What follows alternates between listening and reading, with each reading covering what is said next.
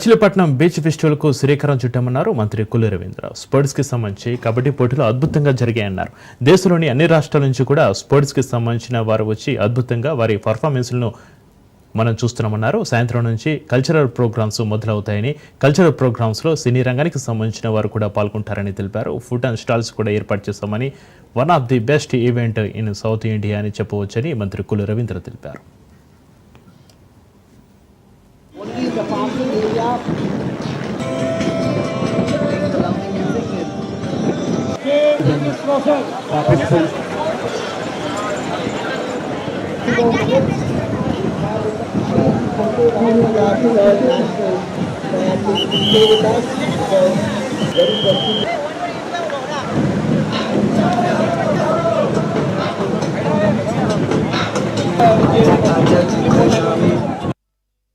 ఈరోజు మచిలీపట్నంలో ఒక బీచ్ ఫెస్ట్ కి నిన్ననే శ్రీకారం చుట్టాం. చాలా అద్భుతమైనటువంటి కార్యక్రమాలు ఇక్కడ జరుగుతూ ఉన్నాయి.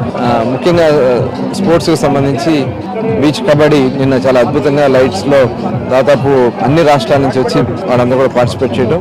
ఇప్పుడే మరి కయాకింగ్ సంబంధించి ఈవెంట్ కూడా ఇప్పుడు స్టార్ట్ చేసుకోవడం జరిగింది. చాలా మంచి రెస్పాన్స్ అయితే పబ్లిక్ నుంచి వస్తుంది. అది కాకుండా అద్భుతంగా అడ్వెంచర్ స్పోర్ట్స్ చూస్తున్నాం. ఆ పారాగ్లైడింగ్స్ కానీ అన్ని కూడా చాలా అద్భుతమైనటువంటి రెస్పాన్స్ అయితే పబ్లిక్ నుంచి కూడా వస్తూ ఉంది. వాళ్ళు కూడా హెలీ రైడ్స్ కూడా ఇప్పుడు స్టార్ట్ చేయబోతున్నారు. ఇవన్నీ కూడా సాయంత్రం వరకు వాళ్ళు ఎంజాయ్ చేస్తూ సాయంత్రం మళ్ళీ కల్చరల్ ప్రోగ్రామ్ ఉంటుంది. సినీ ఆర్టిస్ట్ తో కల్చరల్ ప్రోగ్రామ్, ఇక్కడ ఫుడ్ కానీ స్టాల్స్ కానీ అన్ని కూడా ఏర్పాటు చేస్తారు. ఇది one of the best event in south ఇండియాగా మనం చెప్పొచ్చు.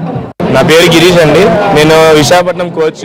ఇప్పుడు మనకి జరుగుతుంది third sea kayaking national championship and standup paddling అండి. ఇక్కడ మనకి దగ్గర 14 రాష్ట్రాల నుంచి వచ్చారండి జనాభాలు.